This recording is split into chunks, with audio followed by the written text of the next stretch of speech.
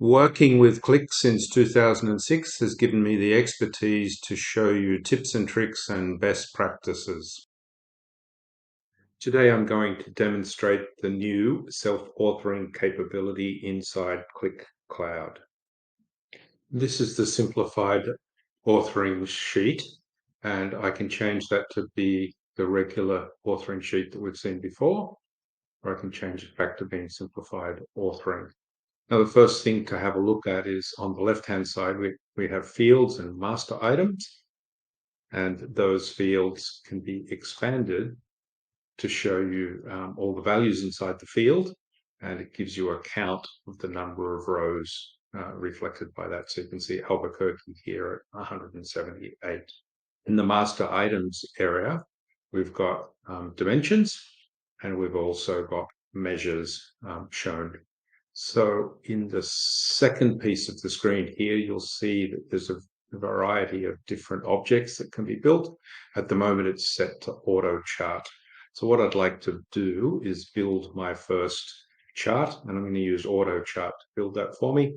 What I'd like to do is to see sales. So I'm going to drag sales. I've got two options here. I can drop sales here to drop master item to use as a measure. Qlik understands that this is a measure, or I can drop it over onto the center of the screen here. So I'm dropping it onto the center of the screen. Now, because it's the auto chart, Qlik will make a determination of the best chart that would fit just this measure, and it's come up with a KPI object, which is great. But what I'd like to do is to be able to add a field in here, and what I'd like to do is to see a chart that shows me all the cities and the sales by cities. So I'll drop city onto here. And when I do that, you'll see that it's automatically created a map for me. At the bottom of the screen, you'll see that there's a table viewer. This is incredibly helpful for us when we're developing and we don't know what's in each of the columns. We don't know the data that clearly. Okay, I'd like to add a second chart to this page. And I've got some options. There's a plus here to add an item and a plus here to add an item.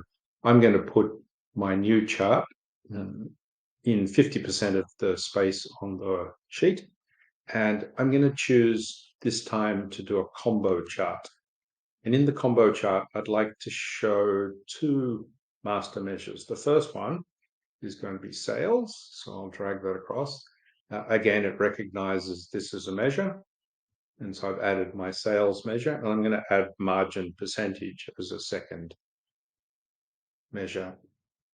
Now, in terms of the dimension, I'm going to put the product drill down dimension across that's been built inside here. It's a master dimension. So I'll drop that in. And you'll see that Qlik has built that for me. It looks reasonably good. Then I might make some tweaks in a moment, but it looks good, and it's been nice and easy. I can change the sizes of these if I choose. I could make this one a little smaller and the other a little bigger, but I'll leave these as the default. In reviewing my combo chart, I see something that I really don't like. There's too much variability apparently shown for the margin. And the reason for that is that the margin is starting at 20% rather than at 0. So let's fix that up. I can go into the axes and I can find the margin percentage, and I can see that it starts at the lowest value, and instead what I want to do is show that starting at 0. Now the variability looks a lot better in my mind.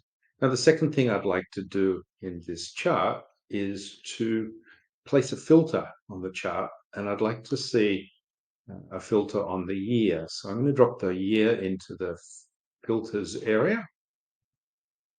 And you can see that I can see 2017, 18, 19, and 20. I want the last 2 years worth of data to be shown in there.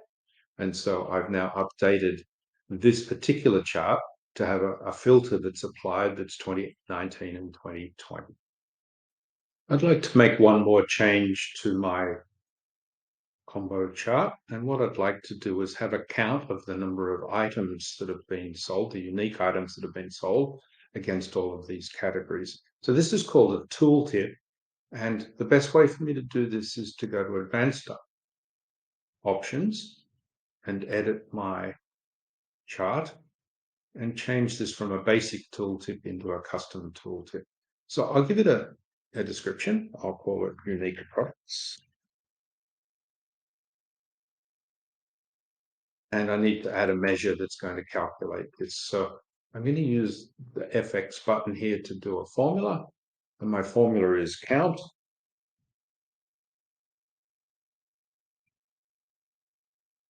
And I can't remember the exact field, so let me go and find it. I'll look in the fields, and I'm looking for item something. It's item number. Here it is. I'll insert that, close off my bracket, and apply it. Now, if I give this a label, it'll look much better on the screen. So I'm going to call it unique products here.